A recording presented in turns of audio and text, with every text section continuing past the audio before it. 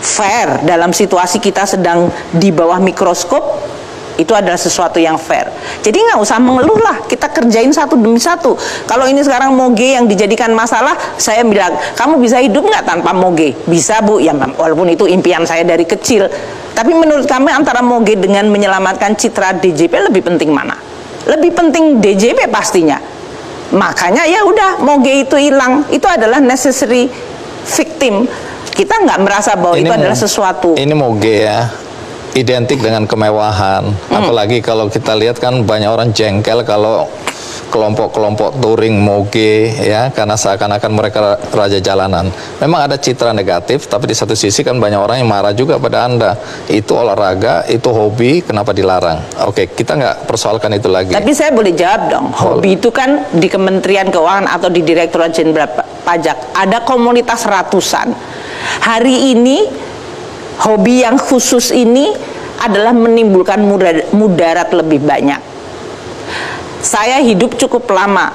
Saya dididik oleh orang tua saya untuk mengatakan banyak keinginan saya, Pak. Tapi orang tua saya selalu mengatakan, mana dari keinginan kamu ini yang menurut kamu adalah yang paling prioritas, paling harus didahulukan. Mana yang lain itu adalah sebetulnya hanya keinginan saat. Bu ini Menteri, kejadian seperti sekarang. Anda tidak bisa menyamakan semua orang dengan sudut pandang Anda. Karena saya dengar Anda juga mengatakan bahwa kenapa harus moge? Kenapa nggak seperti saya tenang di rumah, baca buku, nyeruput kopi, sederhana sekali. Tapi tidak semua orang punya hobi baca buku seperti Anda. Yang mau ditanyakan Mas Andi itu sebetulnya apa? Kenapa? Apakah saya mengimpos itu? Itu kan tamsil saya untuk mengatakan hari ini. Jadi saya pengen tahu nih, yang mau ditanya Mas Andi itu apa? Apakah saya mengimpos gaya hidup saya? Ya enggak lah Mas. Saya hanya mengatakan bahwa di dalam situasi seperti ini, hal-hal yang menyebabkan masyarakat makin memiliki skeptisism, ada keinginan untuk mengatakan bahwa kita semuanya adalah sama seperti oknum yang jahat, itu kan yang harus dijawab. Itu yang saya ingin menyampaikan, prioritas yang mana hari ini yang harus kita selamatkan. Supaya tidak menimbulkan kebingungan.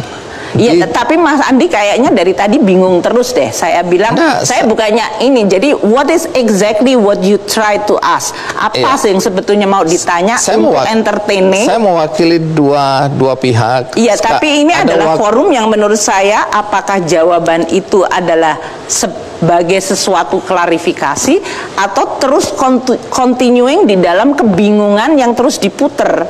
Itu menurut saya juga sesuatu yang harus penting untuk kita dudukkan. Hari ini Mas Andi, kalau saya boleh ya, Anda boleh nanti mewakili semua pertanyaan yang sampai tadi apa, saya nggak membatasi pertanyaan itu. Tapi setiap kali saya dijawab lagi seolah-olah ingin muterin lagi kebingungan.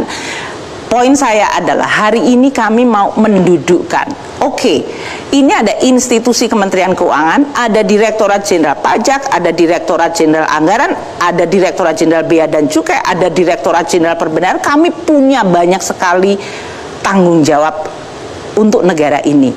Kami sedang dalam situasi di mana karena ada satu kasus, seluruh institusi ini terancam untuk terganggu kredibilitasnya. Buat saya ini prioritas. Maka saya mengembalikan kembali tadi. Apakah institusi Kementerian Keuangan berfungsi? Apakah Anda masih bisa dipercaya masyarakat? Kalau bisa, tunjukkan hal-hal yang membuat masyarakat tidak percaya atau bahkan merasa skeptis atau kemudian sinis. Hilangkan, bahkan itu kemudian menimbulkan korban perasaan kita, yaitu konsekuensi tanggung jawab kita. Itu yang sedang kami bangun. Momen huru hara ini dimanfaatkan oleh banyak pihak, tentu ya.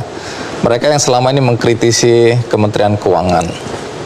Jadi Anda nggak boleh marah pada saya. Enggak, aku nggak marah. Tapi suara saya tinggi ya, kayak tadi ya. Iya. Perlu saya turunkan suara saya sedikit sekarang. lah. Oke, terima kasih. Nah,